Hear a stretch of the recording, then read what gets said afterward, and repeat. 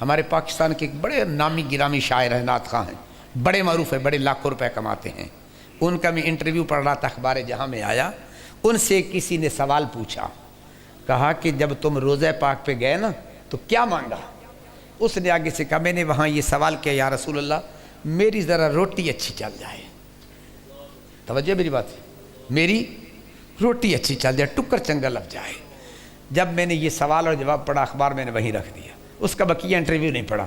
اس وقت سے لے کر آج تک اس کی نعت بھی نہیں سنی ہے.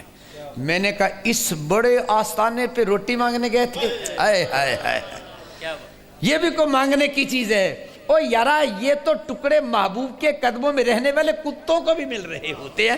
او حضور سے مانگنا ہے تو کوئی چیز تو مانگ کے دیکھو نا. اگر مانگنا ہے تو پھر حضرت ربیہ سے پوچھو نا کیا مانگا تھا. کہ سال یا ربیہ، ربیہ مانگو کیا مانگتی ہو؟ کہ حضور کیا مانگوں؟ بس اتنا چاہتا ہوں، اسألک مرافقتک فی الجنہ، جیسے یہاں آپ کی نوکری کر رہا ہوں جنت میں بھی یہی نصیب ہو جائے. تو حضور نے فرمایا آ وغیرہ ذالک، اوہ اتنا بڑا آستانہ تو یہ کہ بس اتنا ہی کافی ہے. تو پھر یوں کہہ دوں، کہا ہوگا تجھی سے تجھی کو مانگ کر مانگ لی ساری کائنات. تجھی سے مانگنے کا بھی تو ڈنگ ہونا چاہیے نا.